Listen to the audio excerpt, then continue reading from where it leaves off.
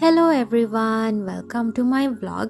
අපි ලංකාවට ආපු වෙලාවේ ගියපු පළවෙනිම ට්‍රිප් එකේ vlog එක තමයි අද මං ගේන්නේ.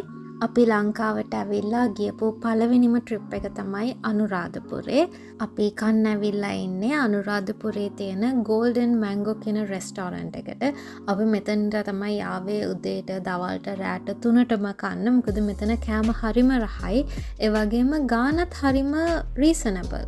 මෙතන අපි ගත්තේ බිරියානි, තව චයිනීස් ෆ්‍රයිඩ් රයිස් එකකුයි ගත්තේ. අනුරාධපුරේ අපි නැවතුනේ සී බැංක් හොටෙල් එකේ. ඒගොල්ලොන්ගේ රූම්ස්, බාත්රූම්ස් හරිම ස්පේෂස්, හරිම ක්ලීන්. ඒගොල්ලොන්ගේ බ්‍රෙක්ෆාස්ට් බුෆේ එකත් හොඳයි. හොඳ ස්ප්‍රෙඩ් එකක් තිබුණා. කෑමත් රසයි. ස්ටාෆ් එකත් හොඳයි. ඒත් එකම දේ එතන වයිෆයි නැහැ. ඒක ඇරෙන්න අනිත් හැමදේම එතන තියෙනවා. ඒ වගේම ඔයගොල්ලන්ට ශ්‍රී මා බෝධියට එහෙම නැත්නම් රුවන්වැලි සායට කිරිපිඩු පූජා කරන්න ඕන නම් ඒගොල්ලන්ගේ කිචන් එකට භාජනය දුන්නාම ඒගොල්ලෝ කිරිපිඩුත් හදලා දෙනවා. අපි හවස් වෙලා ගියා ශ්‍රී මා බෝධිය වඳින්න.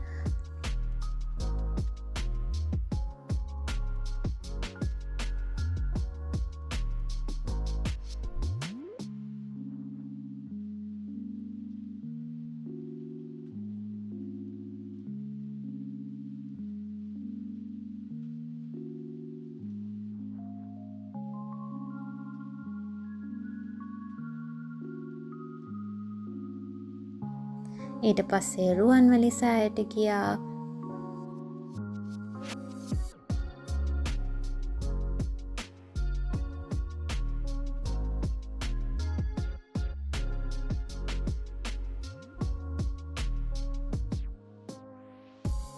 ආපහු රෑ වෙලා ඩිනර් වලට අපි ගෝල්ඩන් මැංගෝ එකට ආවා. ඒගොල්ලෝ කොම්ප්ලිමන්ටරි රසම් දුන්න හැමෝටම. අපි හැමෝම ඕඩර් කරේ ඉන්දියන්. අපි ගත්තා බටර් නාන්. ඒගොල්ලන්ගේ කරි එකත් රසයි.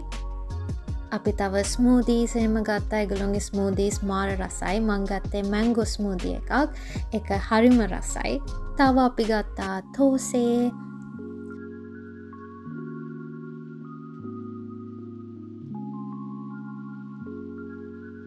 අපි ආපහු උදේ ගියා ශ්‍රී මා බෝධියටයි රුවන්වැලි සෑයටයි කිරිපිඩු පූජා කරන්න.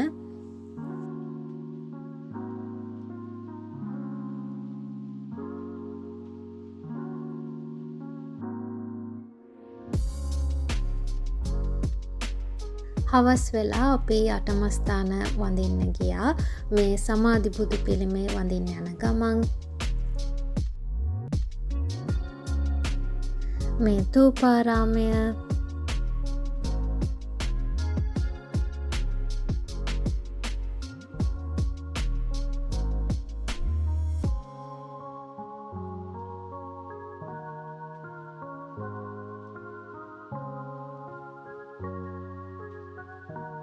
ඊට පස්සේ අපි පොළොන්නරුවේ ගියා. ඒ පොළොන්නරුවේ යන ගමන් මේ දවල්ට කනවා.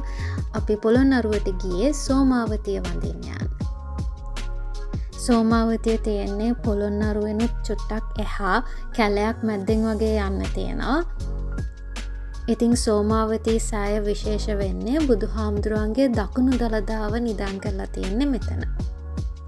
අපිට සෝමාවතී සෑය ඉස්සර ස්වරූපෙ මෙතනින් බලන්න පුළුවන්. ඊට පස්සේ ප්‍රතිසංස්කරණය කරද්දී එකතු වෙච්ච ඊළඟ කොටස් ටිකත් මෙහෙම අපිට පේනවා.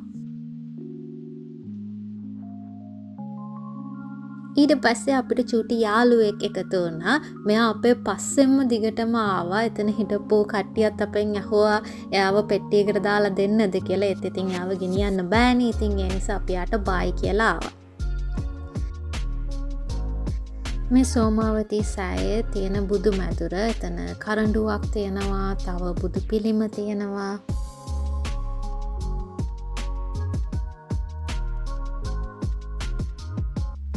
මේ පන්සල වටේටම කැලේ අලි හැමත් පන්සල ඇතුළට එනවා සමහර දවසට.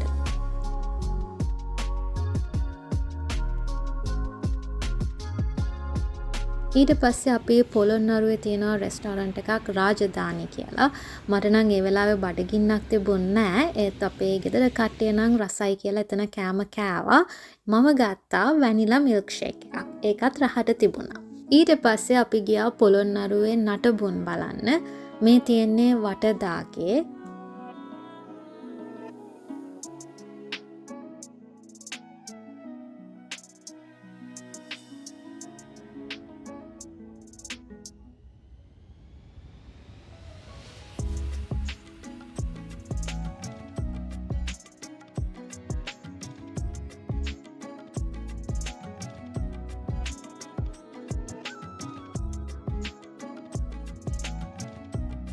මේ නිශ්ශංක ලතා මණ්ඩපය මෙතන ගල් කණුවලට ප්‍රසිද්ධයි.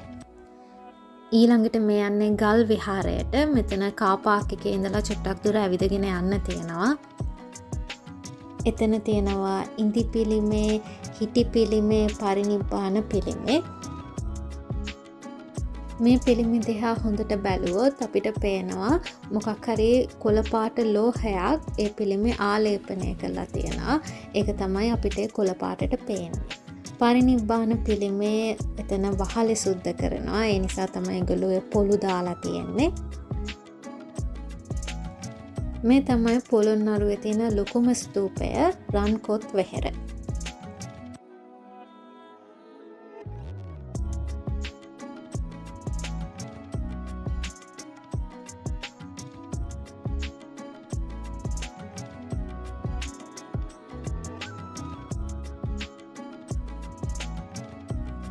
මේ තිවංක පිළිමකය මේක ඉස්සරහම් බෝඩ් එකක් ගහලා තියෙනවා ඇතුළේ ෆොටෝස් ගන්න වීඩියෝ කරන්න බෑ කියලා. මොකද ඇතුලේ සිතුවම් තියෙන නිසා.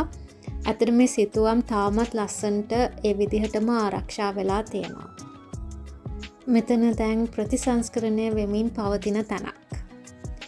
මේ තියෙන්නේ පරාක්‍රම සමුද්‍රය.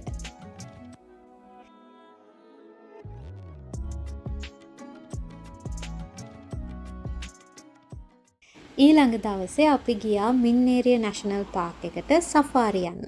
අපේ ටුවර් ගයිඩ් උනේ කුමාර. එයා තමයි අපේ ජීප් එක ඩ්‍රයිව් කරේ. මම එයාව රෙකමන්ඩ් කරනවා. මොකද එයාට මේ පාර්ක් එක ගැන මේකේ ඉන්න සත්තු ගැන හොඳ අවබෝධයක් තියෙනවා. අපිව පැය 3කට වඩා කාලයක් පාර්ක් එක ඇතුලේ ගොඩාක් වෙලා අරගෙන අපිට හැම දෙයක්ම පෙන්නුවා. අලියෙක් උනත් දැක්කහම ඉක්මනට බලලා එතනින් යන්නේ නැතුව ගොඩක් වෙලා අපිට ෆොටෝස් ගන්න, ඒ සත්තු ගැන අපිට කියලා දුන්නා. ඉතින් එයාට හොඳ අවබෝධයක් තියෙන කෙනෙක්. ඉතින් එයාගේ ඩීටේල්ස් මම ඩිස්ක්‍රිප්ෂන් බොක්ස් එකේ දාන්නම්. ඔයගොල්ලෝ සෆාරි යනවා නම් ටුවර් ගයිඩ් කෙනෙක් ඕන නම් එයාව බුක් කරන්න පුළුවන්. එක වතාවකදී එක අලියෙක් එකපාරටම අපේ ජීප් එක ඉස්සරහට දුවගෙන ආවා. ඒ වෙලාවේදී කුමාර කෑ ගහලා ඒ අලියව පන්නුවා. එයා දන්නා ඒ වෙලාවට මොකද කරන්න ඕනේ කියලා. ඉතින් එයාට ඒවා ගැන හොඳ අවබෝධයක් තියනවා කියලා අපිට තේරුණා. ඉතින් මේ පාර්ක් එකට යන ලංකාවේ අයට රුපියල් 300යි එක්කෙනෙක්ගේ ටිකට් එක.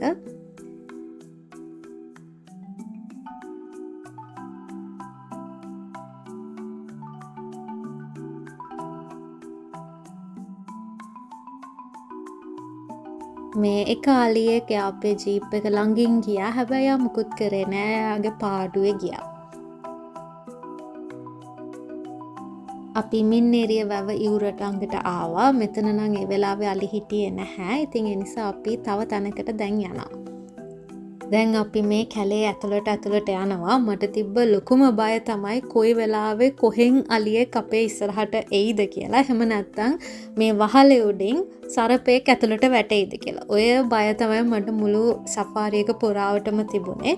සරපෙක් නම් ඇතුළට වැටුන්නේ නැහැ. හැබැයි අලියෙක් නම් ඉස්සරහට ආවා. මට ඒක වීඩියෝ කරන්න බැරි වුණා. මොකද ඒ වෙලාවේ ඒවා ගැන හිතන්නවත් හම්බුනේ නැහැ. මින්නේරිය වැව හරිම ලස්සනයි, හරිම නිස්කලංකයි. ඉතින් වැවේ අනිත් තිවුරේ අපි දැක්ක අලි ගොඩක් ඉන්නවා. ඉතින් දැන් අපි ඒ පැත්තට තමයි යන්න හදන්නේ.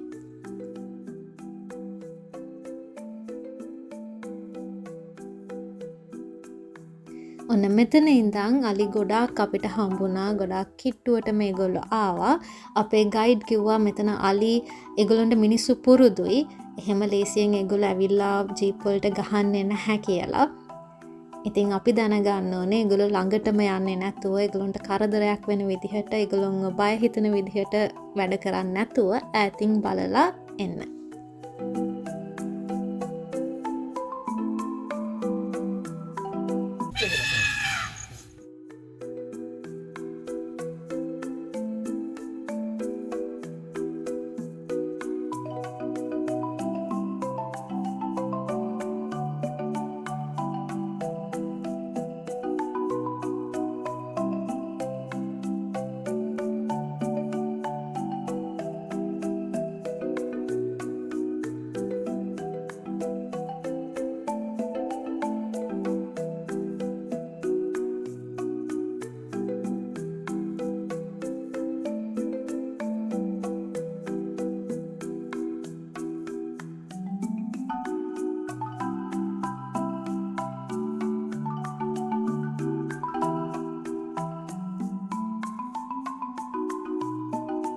මෙතනත් අලි ගොඩාක් ඉන්නවා. මෙතන අලි පැටව් හරියට හිටියා. මම මෙච්චර පැටව් ගොඩක් එක තැනක ඉන්නවා දැකලම නැහැ.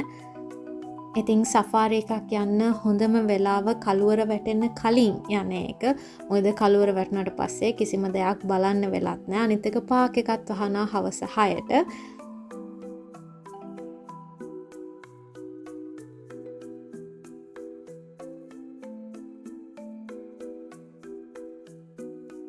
දැන් අපි සෆාරි එක ඉවර කරලා ගෙදර යනවා.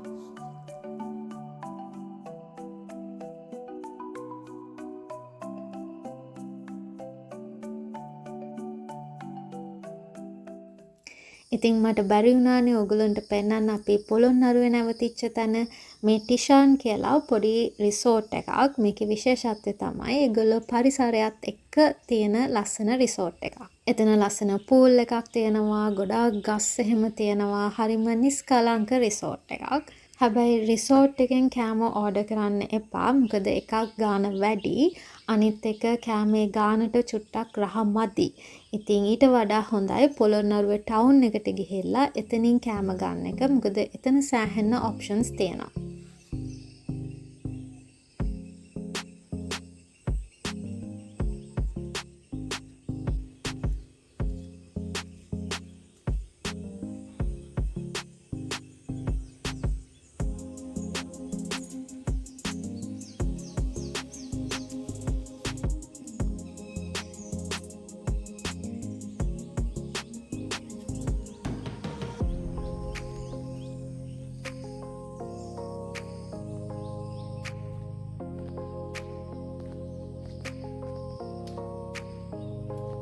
මෙතන තමයි අපේ අම්මලගේ රූම් එක. ඊට එහා පැත්තේ තමයි අපේ රූම් එක.